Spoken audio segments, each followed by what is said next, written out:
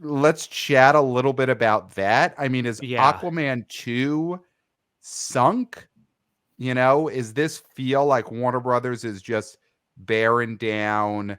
All they're going to talk about is Wonka for the next month, and they'll pretend that Aquaman 2 doesn't even exist. Is there any chance for that movie? Do you want to? Yeah. Do you want to talk about this, Jeff? I'll say this, and I'm sure we're all pretty simpatico on this, actually. It's so difficult for any DC hero to exist outside the DCU, outside of Batman. And for a small moment, Wonder Woman seemed like she could exist outside of the DCU. That first film did so well, and I think people really responded to that character. And then it got lost in the weirdness of 1984. And just because of when that was distributed, and it's a weird movie. It really is. Oh, it's like Superman 3, back with Christopher Reeve. Or maybe even Superman 4. It's got that kind of weirdness to it that doesn't really fit with the first Wonder Woman. Aquaman obviously burst out onto the scene, did $1 billion worldwide, and people couldn't believe it. It's not I don't know if you guys have already watched it. It's not like it's a great film, but it is a spectacle. Yes. And it was the right spectacle at the right time. And we really are, outside of Wonka, we're without a spectacle film. We don't have an Avatar. We don't have a Star Wars film. Aquaman is it. If you want to go see a big budget blockbuster, it's Aquaman 2. That is your only choice. Yeah. So again, when we talk about right film at the right time, is that the tagline? That's your only choice. Could they go? Yeah, basically that's what it is. Aquaman 2, your only choice. And so it's going to do okay. Will it do $1 billion? Doubtful, but it will do, I think, respectable business. Not like The Flash, not like Blue Beetle, and it does sort of exist outside of that DCU canon because of the actors involved and because it's underwater, guys. It has nothing to do with everything that's going on up there. It can be its own thing, and I think people, again, it doesn't have to have same thing that Clayton said before. Wonka may not have a huge opening. Aquaman 2 may not have a huge opening, but these films are going to exist into January and February. And when we get to talking about how awful those slates are from the studios in January, February, you'll see why Warner Brothers is going to have a clean sweep of December, with Wonka, Aquaman 2, and possibly The Color Purple. If we talk about those three films, this is Warner Brothers or bust, you guys, for theaters, right? It is all about Warner Brothers, the WB. And it's interesting that it could have been 4 huge movies if Dune had opened in June. Yeah.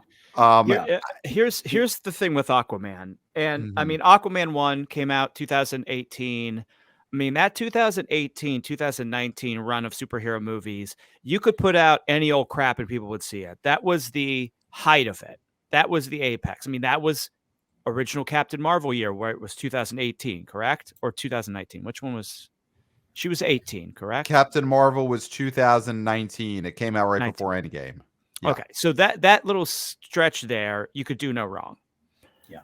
I do agree that this movie is going to have some sort of legs just because of the lack of other product, but I do think this will be Flash level. I do think this is going to open very low, and I think it is. I just think we have reached the point where it doesn't matter that this is a spectacle. People just don't want it. When you watch this trailer, there is absolutely no +1 to this that makes you go, well, this I definitely have to see. Because listen, Momoa, great guy, maybe, could be a monster, who knows? But he's not a butts in the seats guy. He had a pretty lackluster SNL. Didn't get people excited for this movie. I do see this as being just another failure in a string of superhero failures. Is there a chance, and I know, Jeff, you're saying, and I tend to agree that just by virtue of the release date and the lack of stuff coming out afterwards, people will just by default have to see this over Christmas and into January. But I mean, is there any chance that the worm has turned so much on the non-Batman, non-Spider-Man comic book characters that this one is it the Marvels level disaster? We're This doesn't even get to 100 million domestic. Is there a nightmare scenario for Aquaman 2 at that level? I can't see that, honestly. Yeah. I just can't. When you talk about remember what everybody was saying about Avatar 2 last year? It's going to do nothing. There's nobody's buying the action figures. Nobody cares about Avatar. And then it went on to become one of the top movies ever of all time, right? I'm not saying that's where we're headed with Aquaman, but people want to go back underwater. You know, it may not be Avatar, but it's something underwater and it's a spectacle. And guess what, guys? The holiday corridor, especially Christmas corridor, it's more about being with your family and friends and being at the theaters and doing that. And we've been doing that for decades, right? All of these, we're movie maniacs, but even just the norms out there, the regular people, they want to go see a big blockbuster movie that everybody in the family can say, that wasn't bad. That was pretty good. And that's, I think, what Aquaman 2 is going to be. Unfortunately, there's no other choice. You've already seen Wonka at this point, and now it's Christmas. It's between that quarter of Christmas and New Year's, and you got to go see another movie with the fam, and it's going to be Aquaman 2. So, you know, James Wan, the director, he doesn't make bad films. He makes visually entertaining films. Are they good? Are they bad? That's subjective, but they are, in the same way that Michael Bay makes a film, they're visually a feast for the eyes. You know, your eyeballs are going to pop out, you know, and that octopus is back drumming those drums, right? I mean, who doesn't want to see that again, right? Haven't we all been waiting for this octopus's return? I mean, James Wan coming back is the thing that makes you feel like quality-wise, this might give the audience what they liked about the first one. And let's forget whether we personally like the first one or not. It's a sign to that fandom, hey, if you like the first one, you could feel safe that we didn't just bring in some no-name, some schmo to come in here and do the second one. You know, it's in safe hands. So, Pat, would you say this might be a Guardians 3 situation where it is immune to that sort of lack of excitement for superhero movies because there's a true visionary director behind the lens? And I mean, obviously not at the level of Guardians. And I agree, this is not going to make anywhere near where the first one made. It will be interesting because if Aquaman 2 is a hit, you know, quote unquote hit, makes over 200 domestic and, you know, 500 million plus worldwide, or, you know, whatever we would consider, if it does so much better than the last year of all these superhero movies, it puts Warner Brothers and DC in that interesting position of why are they recasting and getting rid of Jason Momoa's Aquaman if it turns out that the audience just likes this guy? So we'll see. I think that's going to be one of the interesting stories of this movie is if this surprises and overperforms, why bother recasting Aquaman? You know, that's a longer term issue, but if this is a hit, it's going to be because people like this character played by this actor. You know, that's the only reason. And maybe it is. Maybe he is the Vin Diesel, you know, in the Fast and Furious universe. Like people just like this big tough guy as Aquaman. Guys, I just checked, but I want you guys to guess what the running time is for Aquaman and the Lost Kingdom. What do you think it is? I think they're keeping these short, and I think I'm going under 2 hours. I'm going to say it's an hour 55. That's my guess. They trimmed heavily, but I feel like maybe I'm wrong. Clayton? 2 hours and 23 minutes.